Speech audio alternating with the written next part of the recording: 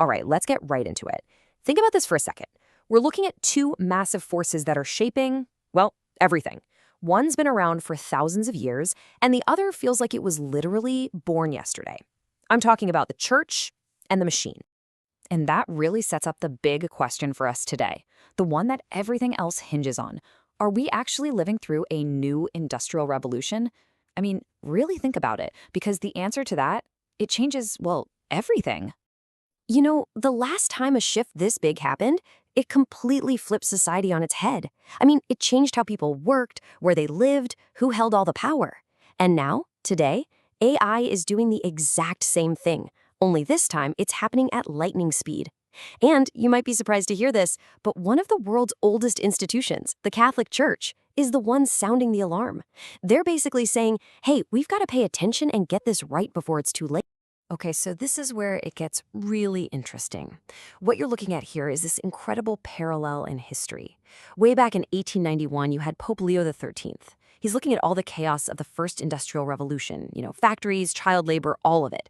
And he puts out this major document that basically invents modern Catholic social teaching on workers' rights. Now, flash forward to today. It's like history is rhyming. We're seeing a direct echo of that moment, with the church stepping up to confront our revolution, the AI revolution. So you might be asking, why does the church care so much this time around?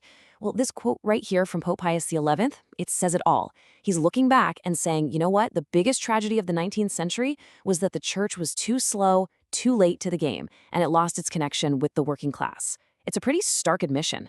And from everything we're seeing, the Vatican is dead set on not making that same mistake again. All right, so let's get into the nitty-gritty. What's the big dilemma here? Well, the first major challenge from AI isn't really about jobs, not at its core anyway. It's something way deeper, something more fundamental. It's about what it even means to be human. We're talking about this growing clash between imitation and, well, reality. Wow. I mean, this quote from Noreen Herzfeld just nails it, doesn't it? Think about it.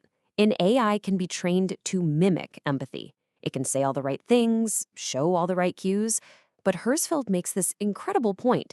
When a person does that, when they perfectly fake emotions without actually feeling them, we have a name for that. And yeah, it's sociopath. That really puts things in perspective. And this is the absolute key difference right here. The machine is all about imitation. It sees a pattern, it calculates, and it gives you the most probable response. It's a brilliant mimic. But a human has an inner life. We have consciousness, we have feelings, we have what Pope Francis calls a capacity for a real, true encounter.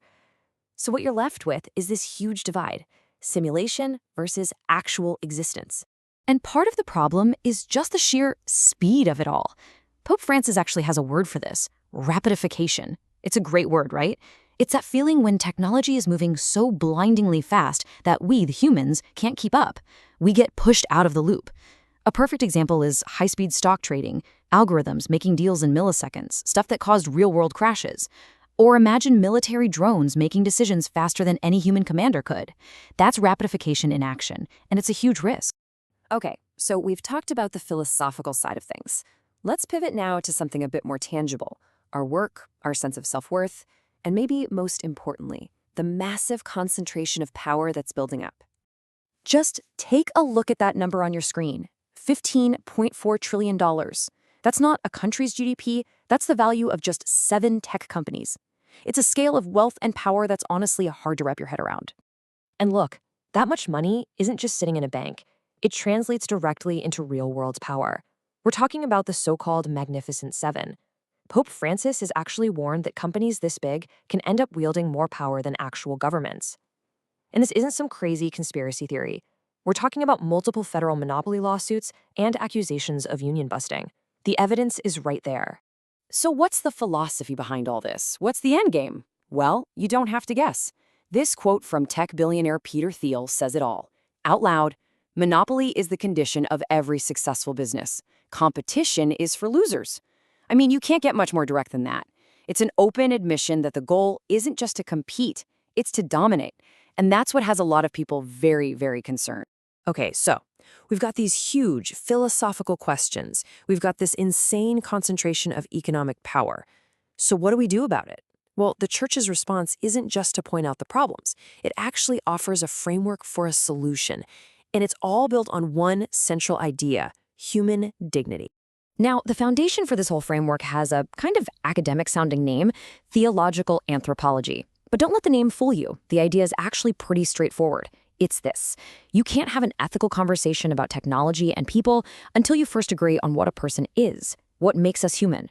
For the church, figuring that out is step one. Everything else flows from there. And this leads to a really fascinating clash of ideas about work itself. On one hand, you have the Catholic view. It says work is for two things. Yeah, to pay the bills and provide for your family, but also for something more, for personal fulfillment, for creativity.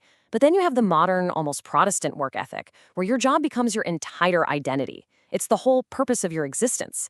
So you can see why the threat of AI replacing jobs hits these two views so differently. For one, it's a huge practical problem. For the other, it's a full-blown existential crisis. And this right here, this quote from Bishop Paul Ty at the Vatican, just perfectly sums up the core message. He says our dignity doesn't depend on our performance. It's not tied to our utility. It's not about how productive you are for the economy. It's about the simple, undeniable, intrinsic worth you have just by being a person. Full stop. So if the goal is to protect that core human dignity, the question becomes how? How do we actually do that in the real world? Well, the final piece of this whole puzzle is really practical, and it all boils down to one word: education. And the way they frame this educational approach is with a really cool metaphor: an educational compass. The idea is that there are 4 key directions, 4 points, that can help all of us navigate this new territory of the AI revolution. Let's start with north. The first point of our compass is critical thinking. This is so fundamental.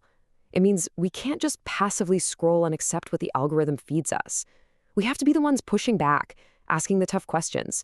Wait a minute, is this true? Where is this information actually coming from? Okay, now let's look south. The second point is curiosity. And this is important. It's not about being a Luddite and rejecting all new technology. Not at all. It's about being open to innovation, but doing it without being naive. It's about being curious enough to explore the amazing possibilities while also being smart enough to ask about the risks. Heading east, we find moral responsibility. This is the non-negotiable part. It means we have to keep a human being at the center of all moral and ethical decisions. We have to make sure that the AI we build is guided by our deepest values, and that at the end of the day, a person, not an algorithm, is the one who's held accountable. And finally, pointing west, we have wonder and creativity. This is all about celebrating and protecting the stuff that makes us, well, us. That messy, unpredictable, beautiful human stuff like empathy, intuition, that little spark of creativity. These are the things a machine can get really, really good at faking, but can never, ever truly possess. So, when you boil it all down, it comes to this. Technology isn't some unstoppable force of nature that just happens to us.